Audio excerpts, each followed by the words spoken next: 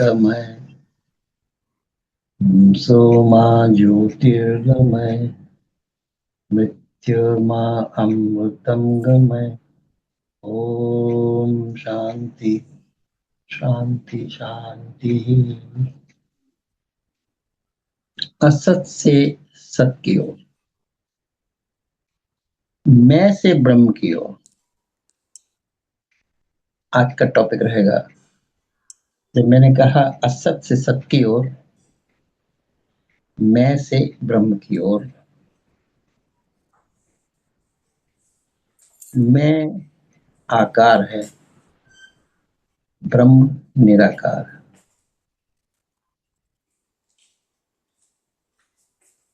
ब्रह्म ही थे लेकिन फिर मैं बन गए। मैं ब्रह्म ही मैं बन गया।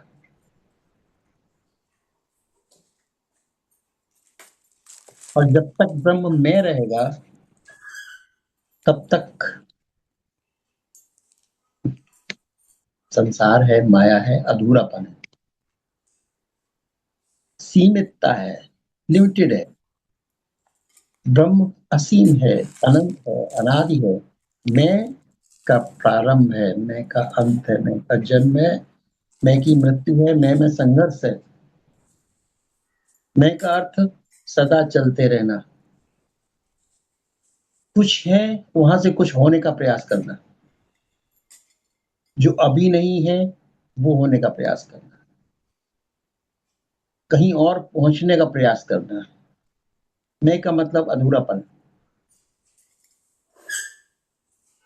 सीमित।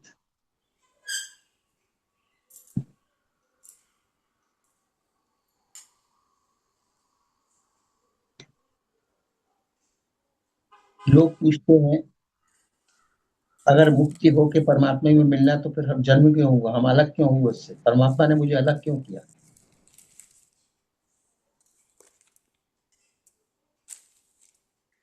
अक्सर ऐसा सोच आती है।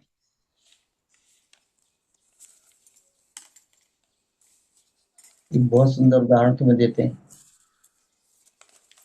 सागर, बूंद अगर सागर से कहे कि तुमने मुझे अलग क्यों किया।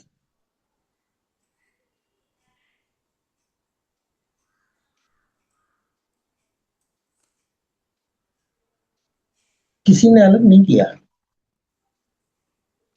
बूंद न बनती तो सृष्टि की रचना कैसे होती।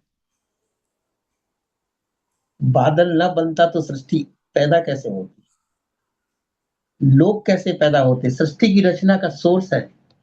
तो परमात्मा को ही बूंद बन के अलग होना पड़ा। सृष्टि की रचना देखिए कैसे हुई, की नहीं। किसी ने बूंद को सागर से ऐसा अलग करते हुए कोई पाया नहीं कि यहां से बूंद उठा दें और आसमान में भेज दें। जस्ट हो गई। इसी तरह से तुम ब्रह्म थे। ब्रह्म ने सोचा अगर ब्रह्म ही खाली बना रहेगा, प्रकृति नहीं होगी, सृष्टि नहीं होगी, रचना नहीं होगी, तो अधूरापन रह गया उसका उस तल पर। तो ब्रह्म का खेल शुरू हुआ। Let me play my game. निराकार ही था, सब शून्य था, सब शांत था, कहीं कोई नहीं था।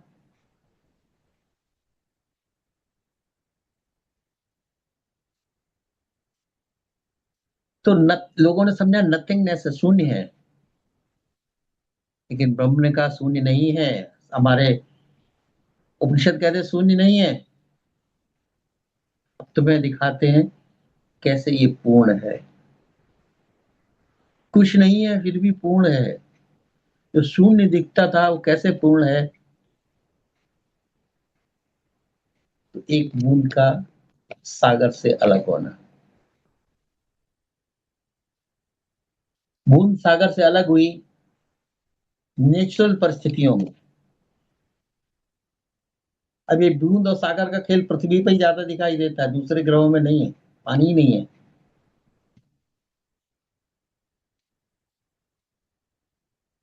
तो पृथ्वी पर बूंद सागर से अलग हुई, सूर्य की रोशनी पड़ी, गर्मी हुई, पृथ्वी का घूमना हुआ तो सागर में हलचल हुई घूमने से, क्योंकि लिक्विड है वो हिलेगा घूमने में, तो मिट्टी नहीं हिलती। तो जब हलचल हुई तो हवा हुई, सूरज की गर्मी हुई, पानी एवापोरेट हुआ। अब यहाँ करने वाला तुम्हें कोई दिखाई नहीं, मैंने बोला ना, न सूरज को चमकाने वाला दिखाई दे रहा, न पृथ्वी को घुमाने वाला कोई दिखाई दे रहा है, सब हो रहा है। जब बूंद बनी तो हवा चली और बूंद को ले गई बहा के। बादल बनी, बादल बनी मैदानों में गई, पहाड़ों पे गई। बूंद बरसी मैदानों में तो जल बनी, नदी बनी, पोखरा बना, तालाब बना। और पहाड़ों पे गिरा तो बर्फ बनी, चट्टानों पर गिरी तो बिखरी। लेकिन बूंद की यात्रा शुरू हो चुकी थी,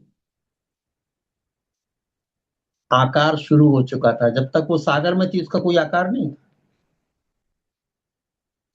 क्योंकि सागर का एक ही आकार है, शुद्ध निराकार था, मौन था।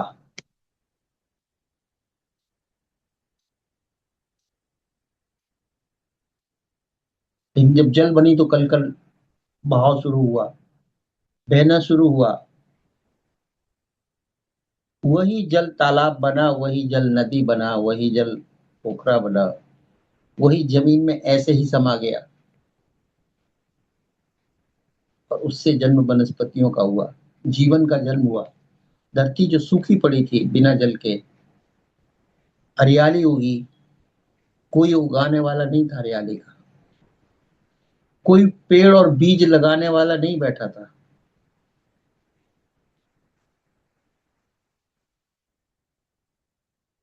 उस एक बूंद से कितने अनेक सब प्रकट हो गए।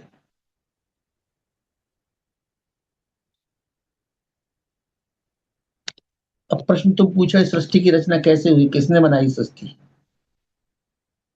अब यहां तुम्हें उत्तर मिल रहा है, किसी ने नहीं बनाई। इसका खेल अगर तुम देखो, अगर न्यूट्रली मौन होकर समझने का प्रयास करो, तो तुम पाओगे सृष्टि किसी ने बनाई। बस हो रहा है यहाँ सब कुछ, करने वाला कोई नहीं, डूअर कोई भी नहीं। और इतने बड़े स्केल पे हो रहा है, इतने बड़े स्केल पे हो रहा है। करोड़ों करोड़ों जीवों की उत्पत्ति हुई।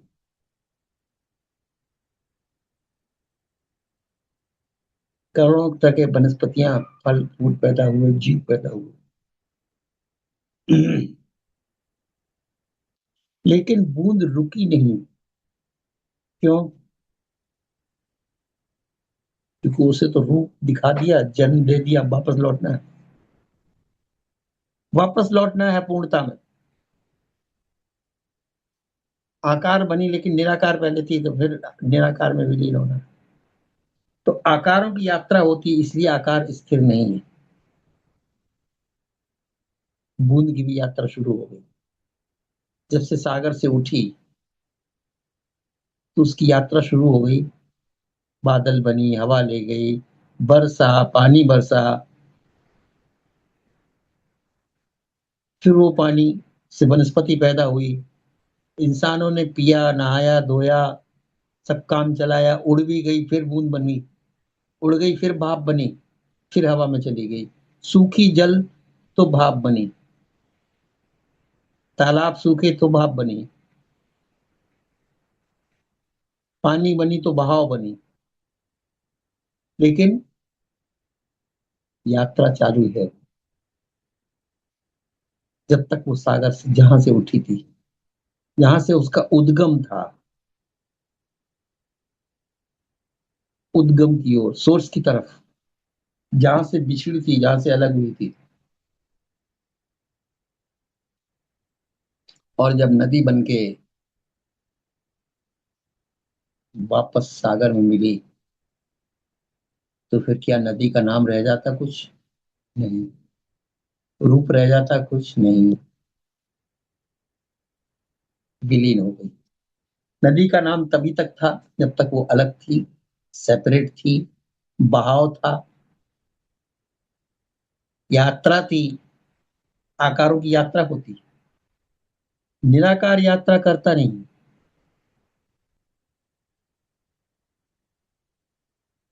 अगर मैं आकार हूं तो सदा यात्रा है। आकार स्थूल हो, सूक्ष्म हो, कारण हो, सदा बदलाव है। किसकी तरफ? अस्तित्व की तरफ बहाव है। सदा तुम प्रयासशील रहोगे कुछ और होने को, कुछ और बनने को, कहीं और पहुंचने को। ये जो अंदर की प्यास है, ये अतृप्ति है, ये बुझेगी नहीं जब तक तुम कुछ और, मतलब वो नहीं हो जाते जिससे तुम्हारा जन्म हो।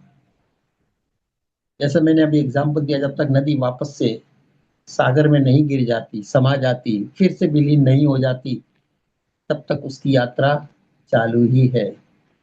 अब सोचो नदी ने कितने रूप लिए, जिसे हम 84 लाख जन्म कहते हैं।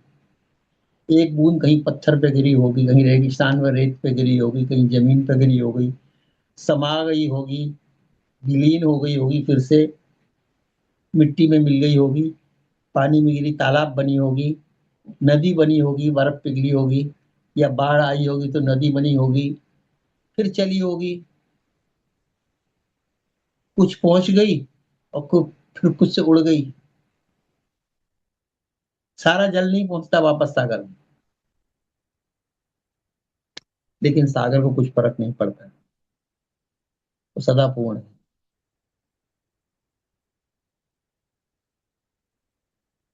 हमारी यात्रा भी, मैं की यात्रा भी ऐसी है। जब मैंने शुरू में कहा था प्रार्थना में कि मैं से ब्रह्म की ओर, आकार से निराकार की ओर सतत प्रयास है मैं का, इसलिए मैं सदा बेचैन है, सदा अतृप्त है। और जब तक मैं है सदा अतृप्त ही रहेगा। कि मैं अपना चेतना के सागर में कैसे विलीन हो, सत्य के सागर में मैं कैसे विलीन हो जाए, किसका दुख मिट जाए, इसकी यात्रा खत्म हो जाए, एंड गेम आ जाए, पूर्णता को उपलब्ध हो। यही अधूरापन है और यही पूर्णता भी है, लेकिन मैं नहीं समझ पा रही कि पूर्णता कहाँ और अधूरापन कहाँ है। वो आकार बन के दौड़ रही हो, मालूम नहीं यही निराकार भी है। तो मैं पूछता फिर मैं क्या करूं मुक्त होने के लिए, ईश्वर में मिलने के लिए। प्रभु शास्त्र बोलते तुम्हें करना तो कुछ था ही नहीं। तो वो बोलते तुम्हें, अच्छा मैं बनने के लिए क्या करना पड़ा? तुम मैं बनी इसके लिए तुमने क्या किया? कुछ किया क्या? मैं हो गई प्रकट, तुम्हारे प्रयास से मैं बनी क्या?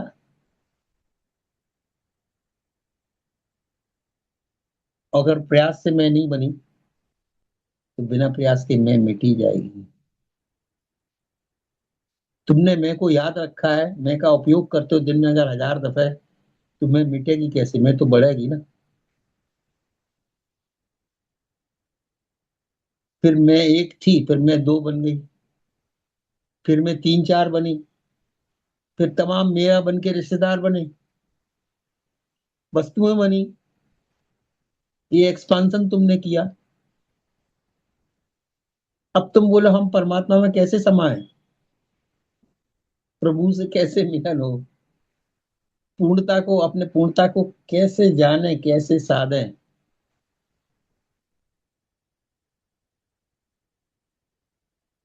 शंकराचार्य कहते हैं तुम अपनी कल्पना को छोड़ दो कि तुम में हो। मैं कल्पित है, और इस कल्पना को तुम रोज बढ़ाए जा रहे हो, रोज बढ़ाए जा रहे हो, मेरा मेरा मेरा मुझे, मैं मेरा मुझे, और मजबूत किए जा रहे हो। रोज जल देते हो, रोज खाद देते हो इसको, तो कल्पना मिटेगी कैसे? और फिर तुमने उपाय भी पूछ लिया कि मैं कौन सा उपाय करूं कि मैं मिटे। अब फिर तुम करने पे आ गए। हर उपाय में मैं बढ़ेगी, हर साधना में मैं बढ़ेगी, हर कृत्य में मैं बढ़ेगी। तुम करने का ही तो पूछ ले, मैं क्या करूं कि मैं मिटे। तुम्हें लगता है करने से मैं मिटती है? राम नाम जपो, पूजा प्रार्थना करो, साधना करो, सिद्धि करो, जंगल में जाओ, जाओगे तो तुम ही, अकेले रहोगे तुम ही, तुम समाज से उब गए हो, अकेले रहोगे तुम ही। तुम कहो हम मैं को मिटा के रखते, सब घर वार को छोड़ देते, सब रिश्तेदारों को छोड़ देते, देखे मैं कैसे नहीं जाती, जंगल में चले गए, सब रह गए ठीक है, लेकिन मैं तो गई साथ में तुम्हारे, मैं तो नहीं मिटी। कैसे मिटाओ, काट डालोगे क्या, मैं को क्या करोगे?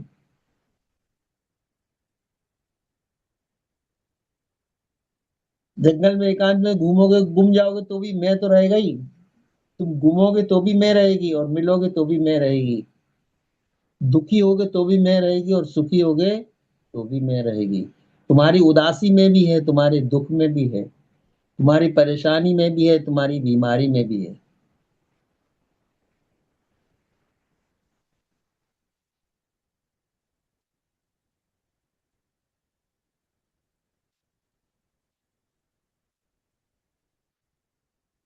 तो मौन से मैं पैदा हुआ था, वाणी का पहला शब्द मैं था, उसका ओरिजिन क्या था? मौन। आकाश सदा मौन है, स्पेस सदा मौन है। आकार बना तो भाषा पैदा हुई, तो शोरगुल पैदा हुआ।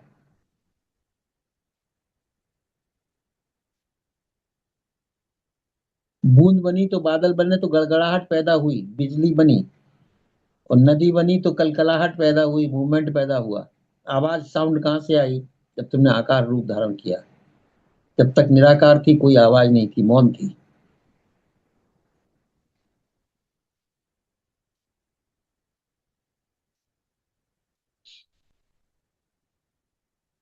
शास्त्र कहते हैं पुनः मौन हो जाओ, कल्पित में कम से कम इस्तेमाल करो। कम से कम इस्तेमाल करोगे तो घटेगी, ज्यादा मैं मेरा मुझे कहोगे तो बढ़ेगी, बिल्कुल ना कहो तो धीरे धीरे अपने आप समाप्त हो जाएगी। तुम कहते हो कि बिना मैं मेरे मुझे की हमारा काम नहीं चलता, तो एक सामंजस्य स्थापित कर लो, एक सॉल्यूशन निकाल लो। मैं को मिटाना भी है और काम भी चलता रहे, मैं का इस्तेमाल कम हो और काम भी चलता रहे। अब ये काम तुम्हारा नहीं है, तुम्हें लगा कि काम तुम्हारा है, अगर मैं है तो मेरे काम को मिटाएगा कैसे? नहीं मिटेगा।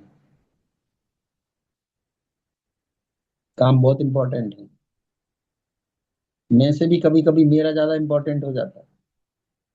मेरा घर, मेरी पत्नी, मेरे बच्चे, मेरा मान, मेरा सम्मान, मेरा जीवन,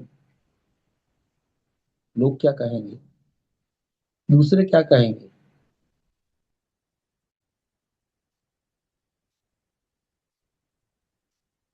मेरे को सजीव रखने के लिए, पोषित करने के लिए, तो मैं उसको खाद पानी देता चला जाता है। अब तुमको खाद पानी क्यों नहीं देंगे? परिवार है तो जिम्मेदारी मेरी है। अब मैं से बड़ा मेरा हो गया, जिम्मेदारी किसकी हो गई? मेरी। प्रारंभ किसने की थी? मैंने प्रारंभ की थी।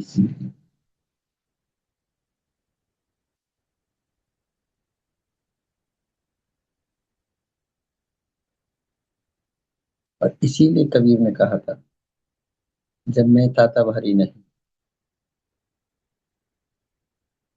मैं रहेगा तो व्यक्तित्व है, व्यक्ति है, पर्सन है, भाषा है, आकार है, और मैं नहीं तो अस्तित्व है। ये व्यक्तित्व आरोपित है, इसीलिए बदल रहा है रोज। अस्तित्व सदा एक जैसा है। नदी रास्ता बदलती, कभी लेफ्ट कभी राइट, कभी पहाड़ों पे कभी मैदानों में, कभी धारा पतली हो जाती, कम हो जाती, कभी बारिश में बहुत बड़ी हो जाती, लेकिन उसकी यात्रा चालू रहती जब तक सागर में विलीन न हो जाए, फिर खत्म, फिर नदी रहती ही नहीं। तो क्या नदी मिट गई? नहीं, विलीन हो गई, पूर्णता को उपलब्ध हो गई।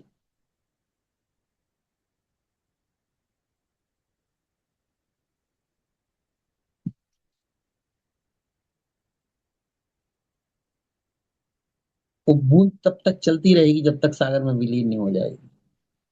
फिर बनेगी, फिर मिटेगी, फिर उड़ेगी, फिर भाप बनेगी, फिर बरसेगी, फिर पानी बनेगी, लेकिन उसकी यात्रा चालू ही रहेगी।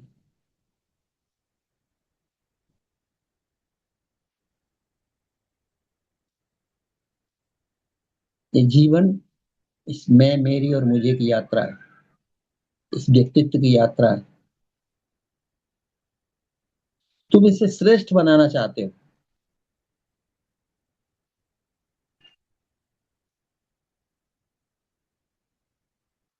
क्योंकि मिटने में तुम्हें डर लगता है। कैसे तुमने अपने व्यक्तित्व को सजाया है, संवारा है, बनाया है, समाज में नाम किया है, तुम सोचते हो इतनी मेहनत से तो सजाया है, संवारा है, इसको मिट कैसे जाने दें?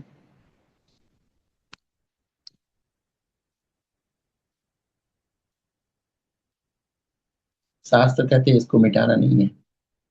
कल्पित मैं छूट गया तुमसे। मिट छूटेगी तो अपने आप, कल्पित है तो कल्पना, मिटाना क्या और बनाना क्या?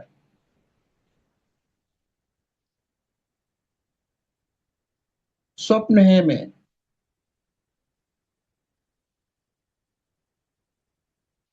और ये स्वप्न रात के भी हैं और दिन के भी हैं, क्योंकि इन सपनों में मैं रहता सारे टाइम।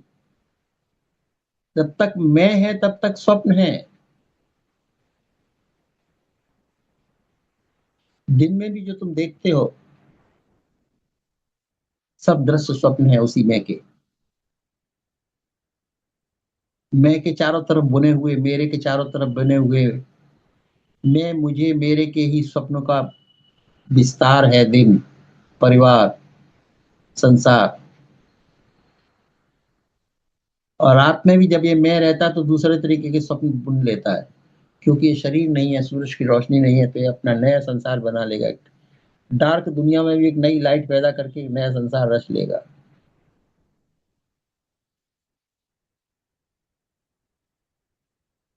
सिर्फ गहरी नींद में मैं मिट जाता है।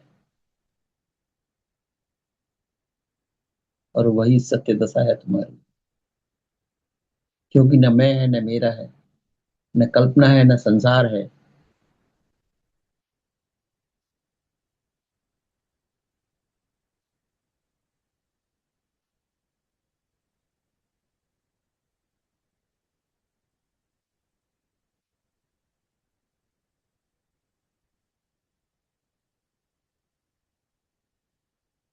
जैसी सुबह आया मैं, मेरा चालू हो गया, संसार चालू हो गया।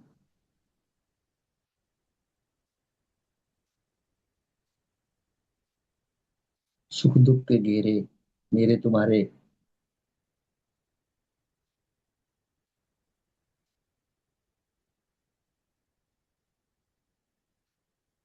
तो मैं जो ये स्वप्न देख रहा है, दिन का या रात का, जो हो रहा है उसे होने दो, मैं को ड्रॉप हो जाने दो। मैं की कल्पना गिर जाने दो। मैं की कल्पना समष्टि में, प्रभु में विलीन हो जाने दो। अब मैं की जगह उसको दे दो। वही है, उसी का एक्सपांशन है ये। वही आकार लेके आया है, वास्तव में वही, वही एक अनेक बना है। वही उसी निराकार ने आकार धारण किया और ये सब खेल चलाया। और वही जाके, वही बूंद जाके सागर में मिली और पूर्ण हो गई। तुम अलग हो कहाँ जिसकी मृत मुक्ति होनी है?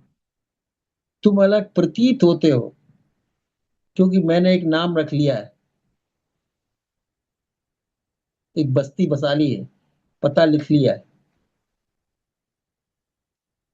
और मेरा बंधन भी मैंने कल्पित बंधन बना लिए। अब बोलता है कल्पित बंधन से मुक्ति कैसे मिले? अच्छा, बंधन बनाए किसने मेरे के? मुझे अगर तकलीफ हो रही है, बंधा हुआ महसूस हो रहे हो, तो कैसे? मैंने ही तो बंधन बनाए, मैंने मेरे पैदा किए, और फिर मुझे के लिए हम कहने लगे ये मेरे बंधन हट जाए।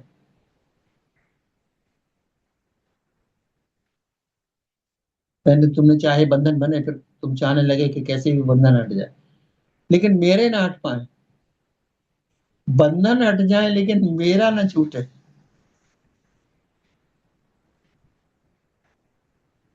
अब ये तुम भूल गए, मेरा ही तो बंधन था। मैं कल्पना थी, मेरा बंधन था। तो कल्पित मेरा और मैं नहीं हटेगा तो बंधन कैसे हटेंगे? तुम बोलते 84 लाख योनि में यात्रा करनी, पता नहीं किस योनि में अभी यहाँ आए, कितनी और यात्रा बाकी है। कितनी दूर है प्रभु की नगरी। सास कहते दूरी तुम्हारी कल्पना के कारण है, दूरी जरा भी नहीं है। प्रभु यही मौजूद है, और वही है, तुम हो ही नहीं। ईशावासो उपनिषद में वही कहता है, ईसा वासो इदम सर्वम यत् किंचित जगद्यान जगत। वही है रूप में, और वही है आकार में, और वही है निराकार में।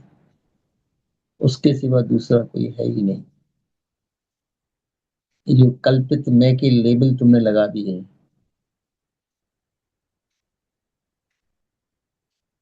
इसलिए योनियों में तुम ही मनुष्य ही विचार करता कि पता नहीं कौन सी योनि मिलेगी। गधे की मिलेगी, घोड़े की, कुत्ते की, कौन सी मिलेगी। गधा घोड़ा कुत्ता नहीं विचार करता कि हमें कौन सी योनि मिलेगी। क्या हमें परमात्मा में मिलना भी है, क्या हमें मुक्ति भी चाहिए।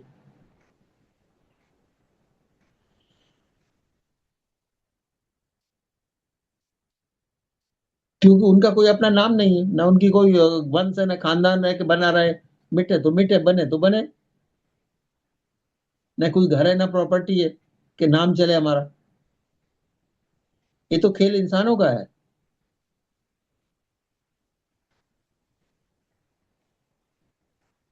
और कितना नाम चले, कम से कम 7 पुस्तकों की सोचते, कम से कम 7 पुस्तक तक चले। परमात्मा बोलता तुम्हारा नाम यही मिट जाए तो तुम मुक्त हो। नाम ही तो बाधा है, तुम 7 पुस्तकों तक चलाना चाहते हो, फिर तुम आते हो कहते हो कि मुक्ति दे दो परमात्मा। बहुत, बहुत थक गए, ऊब गए संसार से। जी लिया जीवन, बहुत खा लिया पी लिया, सब मजा कर लिया, सब आनंद कर लिया, अब मुक्त करो। परमात्मा बोलता मैंने बांधा कब तक, ये तुम्हें मुक्त करे। खुद ही से तुम बंधे हो,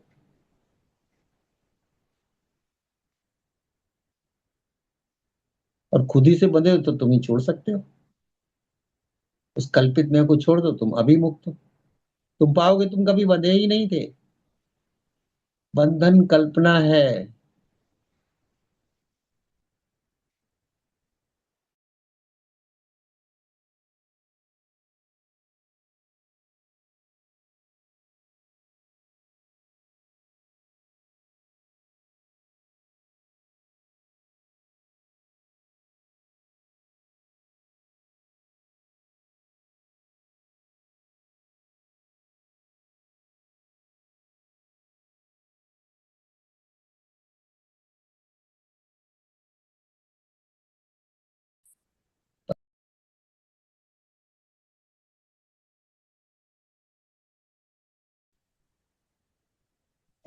नाम अमर करे। देह कभी अमर हो सकती, और चेतना कभी मरती नहीं। लेकिन तुम नाम अमर का मतलब कल्पना को तुम अमर करना चाहते हो। नाम तो मरेगा एक दिन। व्यक्ति मरेगा तो नाम मरेगा।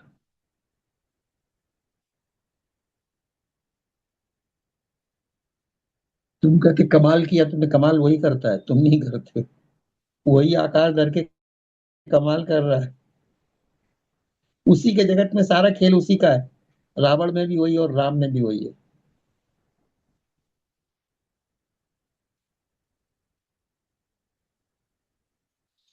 तुम किस नाम को यहाँ अमर करना चाहते हो? किस संघर्ष में तुम जूझे लगे हो, लगे पड़े। सुबह दोपहर शाम रात रोज सोचते हो।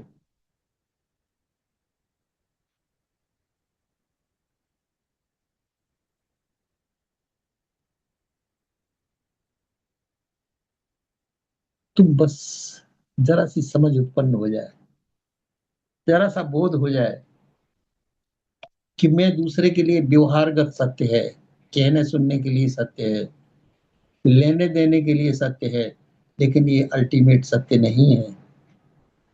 और इसी को मिथ्या, व्यवहारिक सत्य को मिथ्या जगत बोलते हैं। जो सदा सत्य है, जो परमानेंट है, जो इटर्नल है, जो पूर्ण है, अब तुम्हारे अंदर तीन सत्य हैं। चेतना परम सत्य है, पूर्ण है। शरीर अर्ध सत्य, आंशिक सत्य, व्यवहारिक सत्य। और मैं बिल्कुल कल्पित है। शरीर है तो सही, मैं तो है ही नहीं कहीं। है कहीं?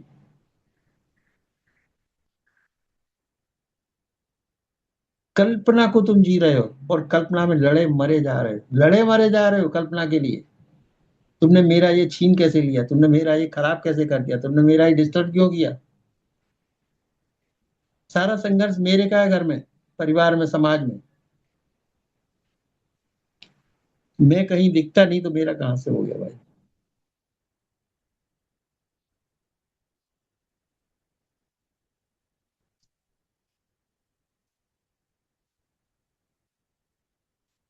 तो आज का टॉपिक मैंने कहा कि कल्पित को छोड़ दो, जिसे तुम सबसे बड़ा सत्य समझते हो वो सबसे बड़ा झूठ है। मैं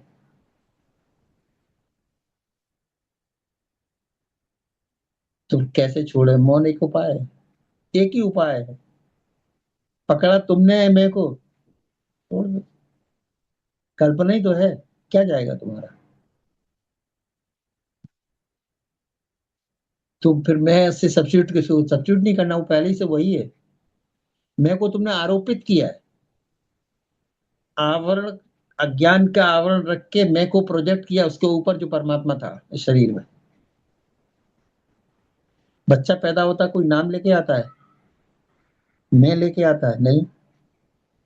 तुमसे ही सीखता मैं, और तुमसे ही नाम देते तुम उसे।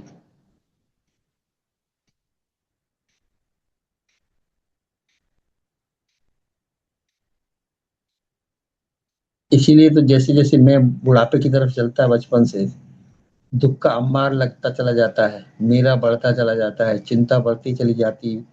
पहले मेरा धन था, फिर वो धन समस्याओं में बदल गया, फिर वो चिंताओं में चला गया।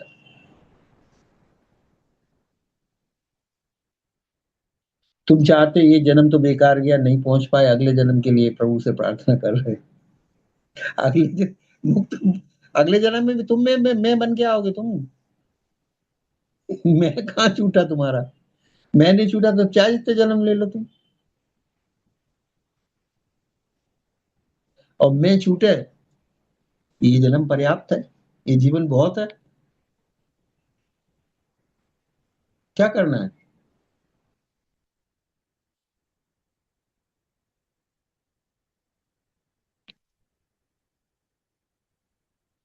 और तुम्हें लगता है मैं से परमात्मा की बड़ी हिमालय की यात्रा होगी थी, एवरेस्ट पे चढ़ना पड़ेगा मुक्ति के लिए?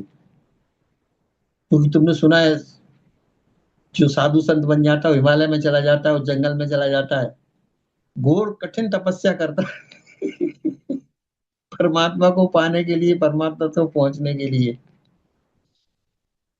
उपनिषद कहते हैं न कठिन न तपस्या, दोनों की जरूरत नहीं। ये मैं है इसलिए इसको कठिन से कठिन चाहिए और तपस्या चाहिए घोर। ये अभिमान के एक नए नए रूप आरोपित कर देता है। ये सब विशिष्टता का दौड़ है कि हम ऐसे नहीं पा पाए तो चलो ऐसे पाएंगे। पाते वो भी नहीं है, खत्म हो गए। किसने देखा कि तुम मुक्त हुए? तुम्हारे चेहरे पे मुस्कुराहट थी क्या? उदासी थी? सूखा चेहरा था तुम्हारा। सच्चिदानंद प्रकट हुआ तुमसे? कहाँ प्रकट हुआ? अगर परमात्मा है तो सच्चिदानंद प्रकट होना ही चाहिए। और व्यक्तित्व है तो कभी सुख, कभी दुख, कभी उदासी, कभी क्रोध, कभी प्रेम, कभी मोह। ये चेहरे ऐसे ही बदलते रहेंगे रोज।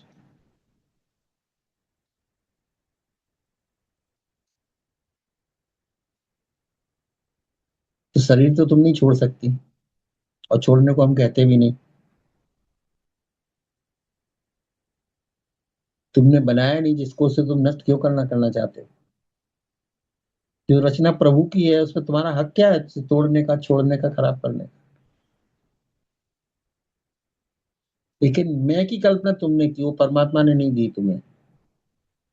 मैं मेरा मुझे ये तुमने लगाया।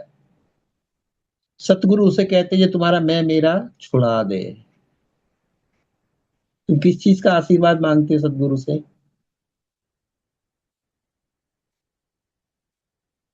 गुरु कहता है तुम्हारा कुछ है ही नहीं, जो तुमने बनाया है मैं मेरा, मुझे ये छोड़ दो। आशीर्वाद हो गया। तुम बोलते नहीं कुछ ऐसा आशीर्वाद दो मुक्त हो जाए, परमात्मा के दर्शन हो जाए, चिंता हमारी खत्म हो जाए, समस्या हल हो जाए। गुरु कहता है अभी हो जाएगी। जब मेरा रहेगा नहीं तो समस्या तुम्हारी कहाँ से? जब मैं रहेगा नहीं तो परेशानी किसको? तुम कहते मैं मेरा बना रहे और कुछ ऐसा दो, मैं मेरा न जाने पाए और कुछ हमें मिल जाए। तो जो मिलेगा वो मैं मेरे का ही तो विस्तार होगा। मेरा ज्ञान मिल जाएगा मुझको, मेरा एक्स वाई जेड मतलब। बोलो गुरु का हम आशीर्वाद लेके आए, फलाने मंदिर में गए थे, दर्शन करके आए, क्या कर लिया? मैं एक मेरा और बढ़ा लिया, विशिष्टता बढ़ा ली। तुम लोग क्या ऑर्डिनरी लोग हो? हम लोग ने किसके तुम कितने कितने बड़े वीआईपी दर्शन किए, बड़े बड़े बड़े मूर्तियों के दर्शन किए, सिद्ध मूर्तियों के दर्शन किए। तुम क्या हो? तुम तो ऑर्डिनरी यहाँ पूना में घूम रहे हो।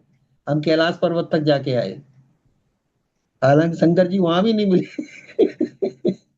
लेकिन नाम में तो जुड़ गया, हम कैलाश तो गए थे। तुम लोग ऑर्डिनरी लोग हो, पूना की पहाड़ियों में चक्कर लगा रहे। यहाँ परमात्मा कहाँ मिलेंगे? हमने सुना कैलाश पे ही मिलते हैं। दुर्गम स्थान जितना होगा देवी के मंदिर तुम्हें वहीं दिखाई देंगे, सबसे ऊंचे। पहाड़ा वाली ऐसे ही बोलते हैं, शेरा वाली। और शेर तुम्हारे सामने आ जाए तो शेर भी भूल जाओगे, तुम भी भूल जाओगे, शेरा वाली भी भूल जाओगे। तुम वहां से भागोगे।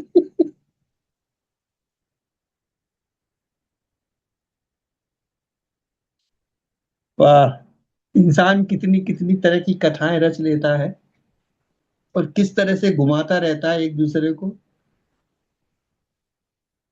धन्य है वो गुरु जो शिष्यों को ऐसे ही घुमाते रहते हैं। ये कर लेना, ये मंत्र जप लेना, ये साधना कर लेना, ऐसा कर लेना, वैसा कर।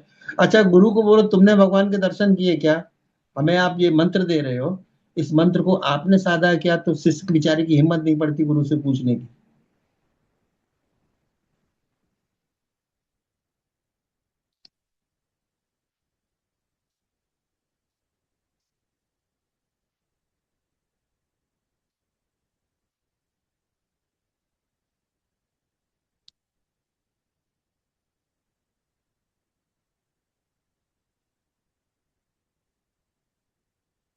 तीनों सत्य तथ्य कल्पना तुम्हारे अंदर मौजूद हो, तीनों को तुम रोज उपयोग करते हो सारे टाइम।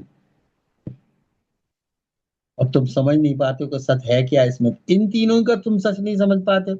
हम तुम्हें रोज सत्य समझाने का प्रयास करें तो क्या मतलब है? रोज परिभाषा बताएं तुम्हें, रोज उपनिषद बताएं, रोज वेदांत सिखाएं, क्या मतलब? जब व्यवहारिक जगत में तीन ही चीजें तो है, हम तुमसे कहा, आत्मा है, शरीर है और मैं कल्पित है। तो आत्मा तो सदा रहेगी, शरीर को भी छोड़ा नहीं जा सकता। क्या छोड़ा जा सकता? कल्पना को जो तुमने निर्मित की। तो क्या करें? मौन। बोलने का मन करे तो तुम उसकी जगह परमात्मा को समझ लो, बस ईश्वर वही जी रहा है, उसी का है ये शरीर और उसी का घर है, और जो पति मेरे बच्चे वो भी सब उसी के हैं।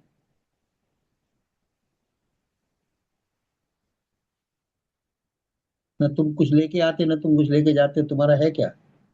माना हुआ था मेरा, इसलिए जो मृत्यु में जो माना था वो छूट गया।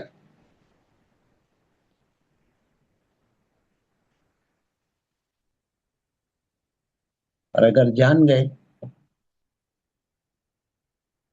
तो न, फिर तुम ये भी जान जाओगे कि न बंधन है न मुक्ति, न बंधन है न मुक्ति है।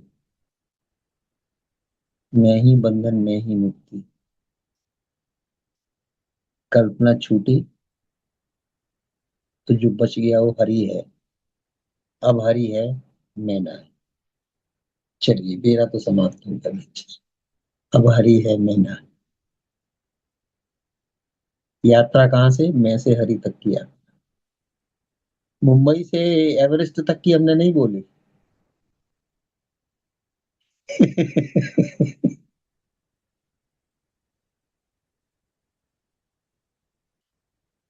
मैं से हरी तक की यात्रा है।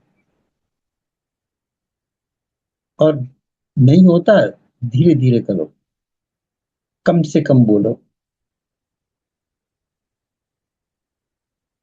और मेरा तो कहो ही मत, मेरे की जगह परमात्मा ही कहे।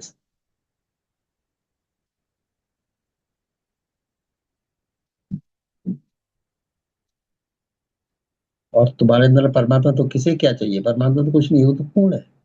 मैं अधूरा, उससे सब चाहिए। मुझे सब चाहिए। मैं अतृप्ति का नाम है। मैं अशांति का नाम है। मैं बदलाहट का नाम है। मैं सदा चाहते इसलिए चली जाती हूँ कि चाह पूरी नहीं हो रही, पूर्णता मिल ही नहीं रही। जब तक पूर्णता नहीं होगी, मैं चाहते चला जाएगा, चाह कभी अंत होगी नहीं। चाह गिरे तो मैं न रहे। मैं है इसलिए चाह, अगर मैं नहीं तो कौन चाहेगा? कोई नहीं चाहेगा। फिर तो जो होता जाएगा होता जाएगा। फिर तो शरीर है वो। फिर तो नदी बनी तो वो जाएगी, बहेगी। नेचुरल बहाव उसका सागर की तरफ बहेगी। देह का नेचुरल बहाव है, मृत्यु की तरफ बहेगी।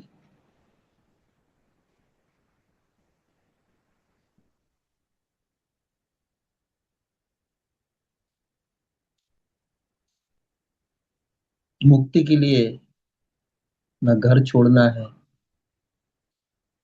कमाल है, तुम उनको छोड़ना चाहते जिस छोड़ने के कोई अर्थ नहीं, और उसको नहीं छोड़ना चाहते जिसका ही छोड़ने का अर्थ है। मैं को छोड़ना है जिसे तुम छोड़ना नहीं चाहते।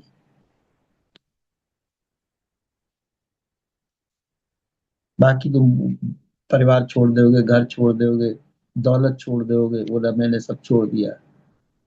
कुछ नहीं छोड़ा तुमने। मैं को नहीं छोड़ा तो कुछ भी नहीं छोड़ा। और मैं छूट जाए तो फिर तुम्हें पाना क्या? कुछ भी नहीं। होना क्या? कुछ भी नहीं। ना फिर कुछ बंधन है, ना मुक्ति है, ना परेशानी।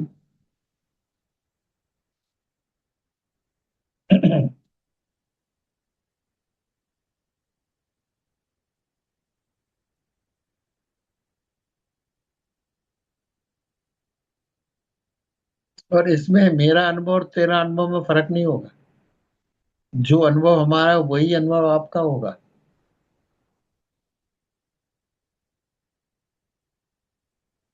अनुभव करके देख लो।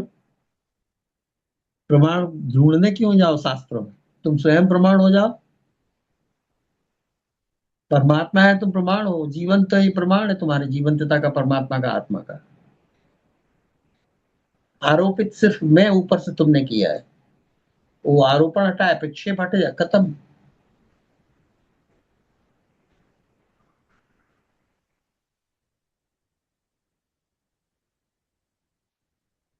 मैं मेरा के लिए दूसरा कोई जिम्मेदार नहीं संसार में, तुम स्वयं जिम्मेदार हो।